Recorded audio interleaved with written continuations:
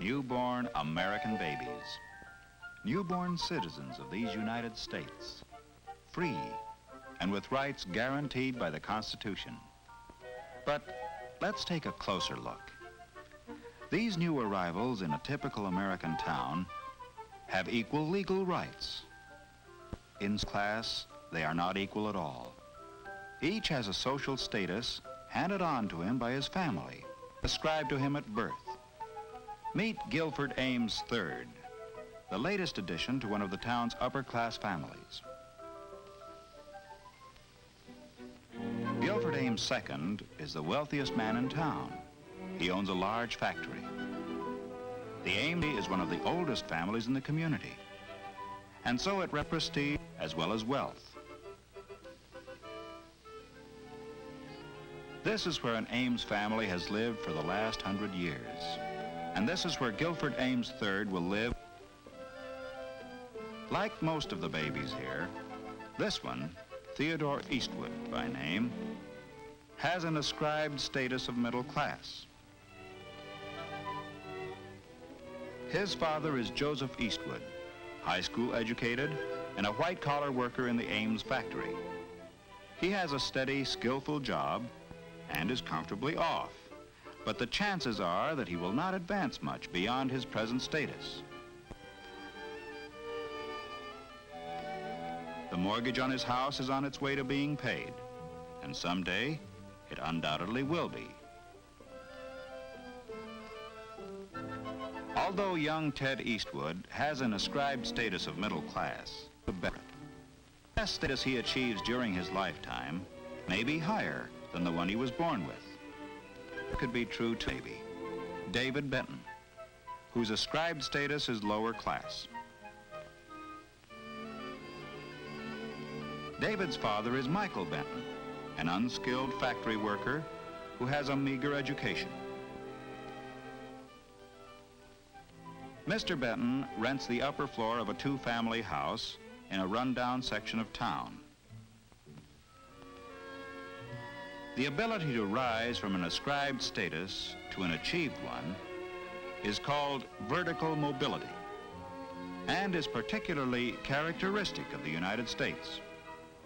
There are class lines within each general group, and these vary geographically and in relation to nationality, religion, and race. Class exists in the United States as it does everywhere, and it plays a vital part in the life of every community. Let us follow the lives of these three babies and see how class affects them.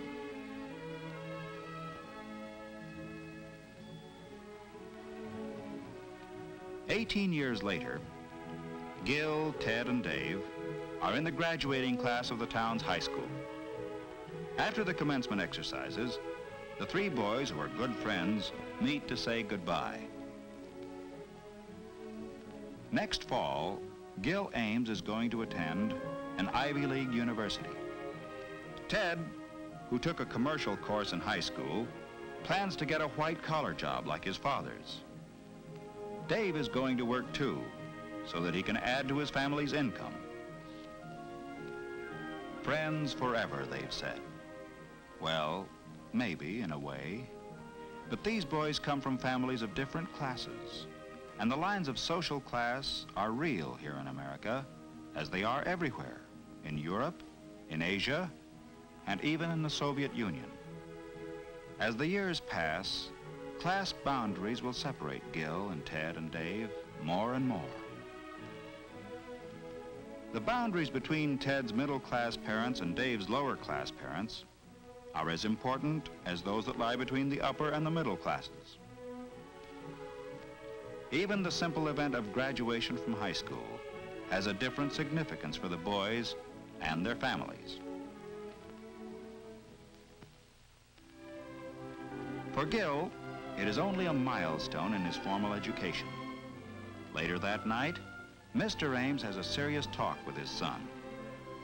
Mr. Ames tells Gil that he sent him to public high school so that he could gain a democratic background. But now he's about to enter an environment more in keeping with his social position.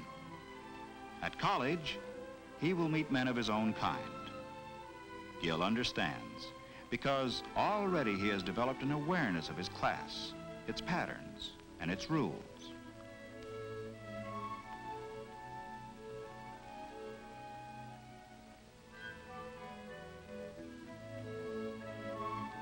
In another part of town, the Eastwoods have just finished dinner, and Mr. Eastwood is talking with Ted about his plans for the future.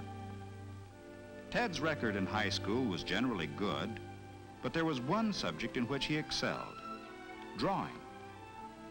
Ted would like to do something professionally in the art field, but his father discourages him. In the light of Mr. Eastwood's own experience, security lies in business and white-collar work.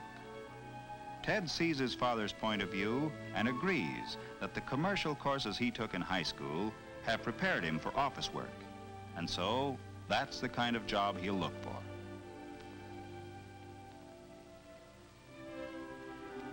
In the Benton household, graduation from high school is an event worthy of celebration, and a family party in Dave's honor is in progress. Mr. Benton proudly announces to the guests that Dave has already gone out and found himself a job. In the Benton family and among their neighbors, economic pressures are important. Dave's initiative in finding work is highly regarded by all of them, and his parents are justifiably proud.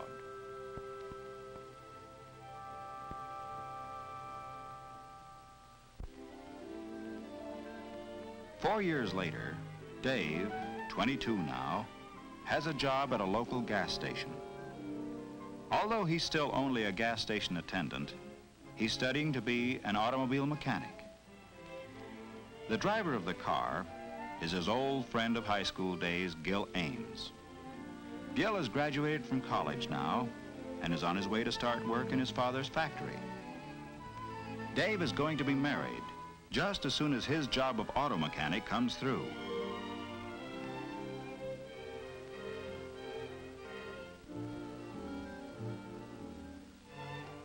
Gil's first day of work in his father's factory turned up still another familiar face. Ted Eastwood has a job in the bookkeeping department. Mr. Ames is taking his son on a tour of all the departments of the factory. Someday, Gil will take over the business, and today, he's beginning to learn about it.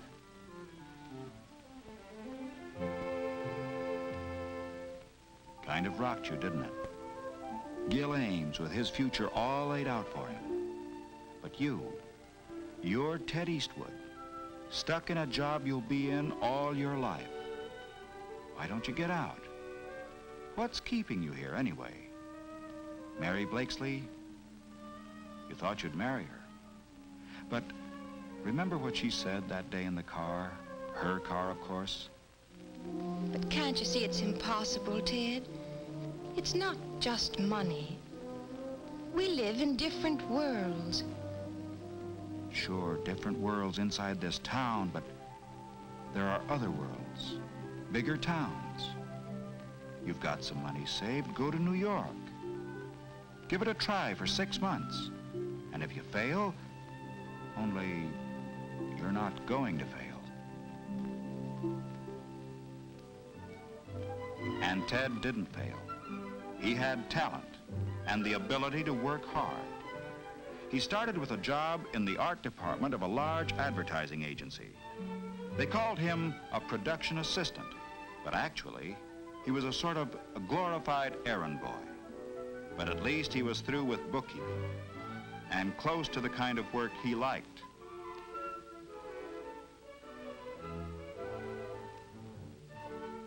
At night, he took courses in commercial art and advertising and spent a good deal of his free time working and studying at home. In the years that followed, Ted gained a thorough technical knowledge of his field.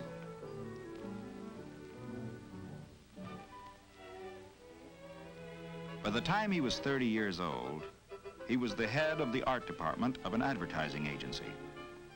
Horizontal mobility, moving from one place to another, has resulted in vertical mobility for Ted Eastwood, a movement upward from his ascribed status to an achieved status that is largely the result of his professional standing.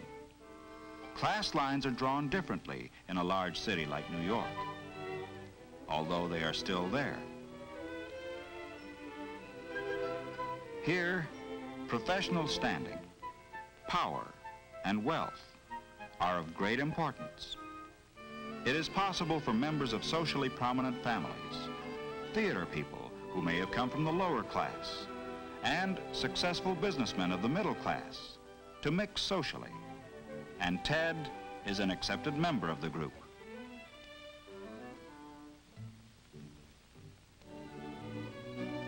But when Ted returns to his hometown on a vacation, how does he fare?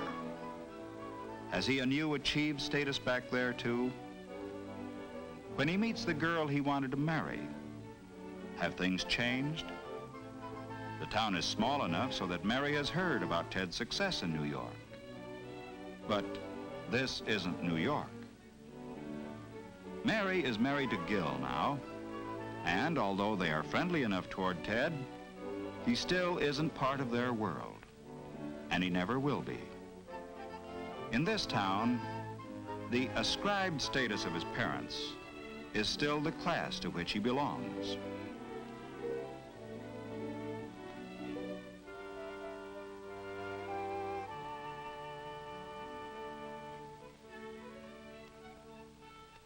Ted's mother brings him up to date on all the town gossip, but he only half hears her. The meeting with Mary has stirred old memories in him. He's remembering what she said to him about different worlds. He knows now that to her and Gil, he's still the nice kid from the wrong side of the railroad tracks, no matter how successful he is. His achieved status is higher than that of his father's because he has a profession, but that status depends on a place. In this case, New York. Dave Benton, on the other hand, has changed his status hardly at all. He's now a skilled auto mechanic. And although his achieved status is not much better than the one ascribed to him by his family, financially, he will be able to provide better for his wife and children. His third child, a son, was born in the local hospital just yesterday. This new Benton baby has the ascribed status given him by his family. He may, as he grows up, reach a higher achieved status as Ted Eastwood did. Or he may, as his own father did, stay in the class to which he was born. His vertical mobility will depend greatly upon him, his character, his talents, and abilities. It will possibly depend, too, upon geographical mobility, because the criteria for class boundaries vary from place to place.